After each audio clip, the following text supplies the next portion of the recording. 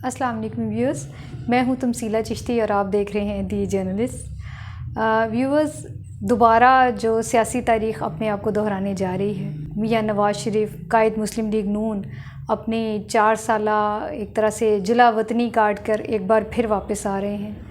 यानी जो उनके साथ मुशर्रफ दौर में हुआ और इसी तरह वो जिला वतन हुए, और अब ज़ाहिर अब तो खैर वो सज़ा याफ्ता भी हो गए और जो कुछ उनके साथ हुआ वो भी एक तारीख़ का हिस्सा है।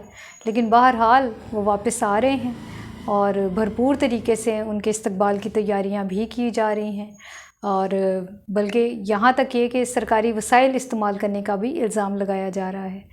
इन सारी चीज़ों में कितनी हकीकत है और क्या कुछ है, ये तो हम इंशाल्लाह आपके साथ जब बातचीत का सिलसिला आगे बढ़ेगा तो आपको बताएंगे।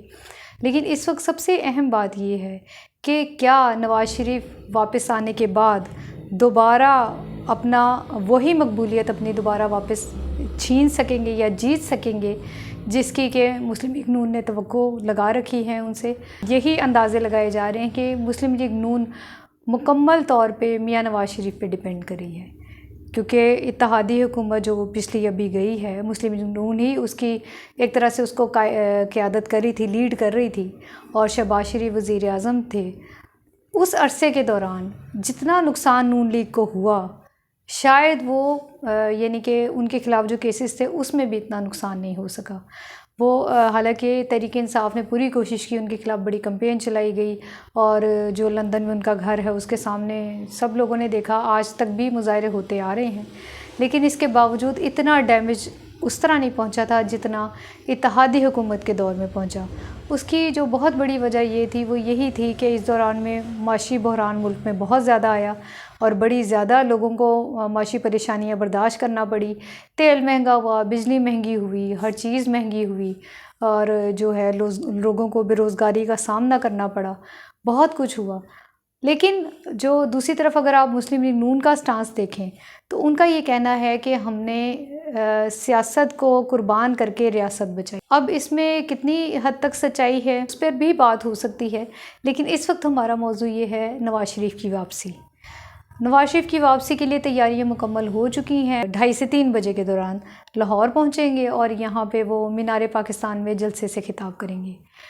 अब ये मीनार पाकिस्तान वो जगह है जिसको भरना हमेशा से ही बहुत बड़ा चैलेंज रहा है।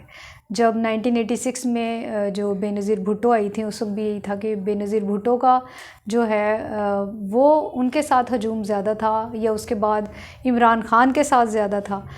अब जो असल मुकाबला है वो देखा जाए तो तहरीक इंसाफ और नून लीग के साथ है, और उनका तहरीक इंसाफ का ये कहना है कि नवाज़ शरीफ कुछ भी कर लें, वो चाहे पैसे दे के लोगों को बुला लें, कुछ भी कर लें, वो मीनार पाकिस्तान का जो है पार्क उसको नहीं भर सकेंगे।